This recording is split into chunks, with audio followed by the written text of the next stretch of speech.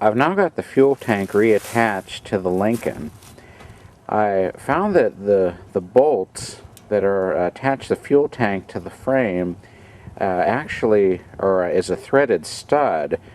I wasn't quite sure how it came apart, but I was able to soak those threaded studs in penetrating oil, and I was able to get the nuts to come off of them so I could thread the stud back up into the nut that's in the frame, and then be able to put the fuel tank straps up over those studs and put the nuts back on, because when I first started out putting it back on, I thought the studs weren't going to be long enough, but it was because the bolt was stuck midway up the stud. So now I've got the fuel tank put back on, and when I went to start the car up, the fuel pump would not run. I thought, oh my goodness, I'm going to have to take the fuel tank back off again. But I found that there was a problem with the inertia switch, because when the car exhibited the symptom of not starting up, I decided to go to the World Wide Web and just check for Ford fuel pump wiring information. Because at first I thought it was a bad ground connection to the fuel pump or the fuel tank. But I found in one post on the web there was a circuit diagram of a Crown Victoria that showed where the inertia switch was in the fuel pump circuit. And the thing is, the manuals that I had, which were the aftermarket repair manuals, did not show this part of the fuel pump circuit. In fact, I couldn't find any part of the fuel pump circuit in those manuals. So I'm thinking they just didn't show it for one reason or another. But seeing that circuit diagram, I saw that the inertia switch was in the power supply circuit to the fuel pump. And so what I did as a test was to take the connector off of it and just bypass it with some wire. And when I did that, the fuel pump then came on. So this is designed to shut off the fuel pump in case of an accident, in case there's enough force to, I think it's got like a little metal ball in there that's normally held in place with a magnet, but if the car sustains an impact, it'll push that little ball out and cause the circuit to open. So I think there's just some bad contacts in here causing intermittent power supply to the fuel pump. So I went to the old 91 Grand Marquis, and I found another inertia switch in there in the same place, but it looks slightly different. So I'm going to open this up now and check in here and see if I can maybe adapt this one to work in the Lincoln. Here's the Grand Marquis inertia switch. It looks like the fitting is somewhat different in that the Lincoln's mounts behind the trunk hinge, and the Marquis mounts to the side of it on the opposite side. So the first thing I'm going to try and do is remove this one from the Marquis, because that looks easier. I think I'm going to have to try and find a wrench that'll work to do the Lincolns, and take this off and just make sure the electrical connector will mate up with the one in the Lincoln.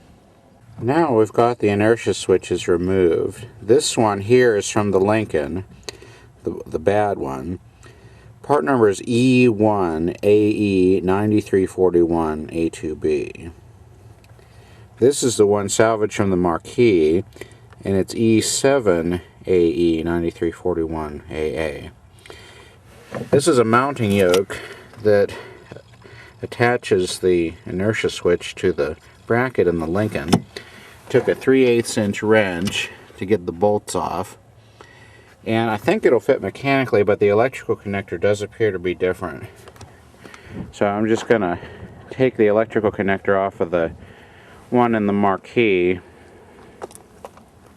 and put it on here, and we'll just double check the performance.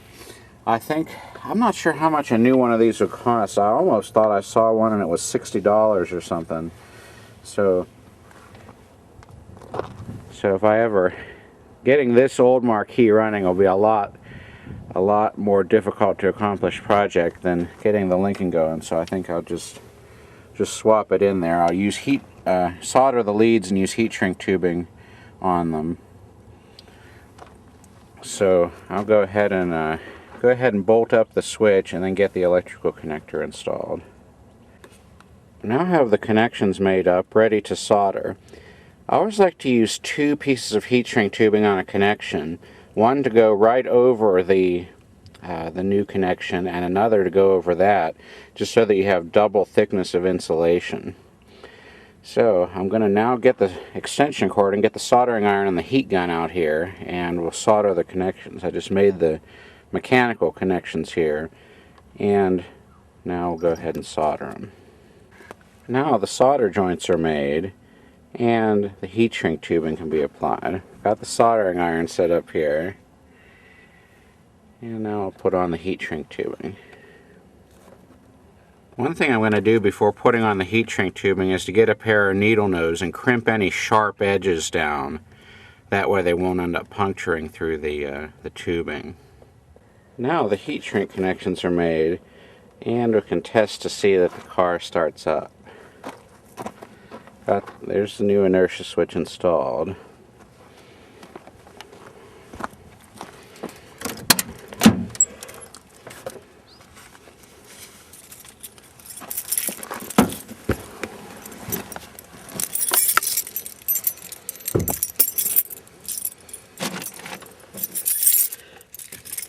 Get the right key for here.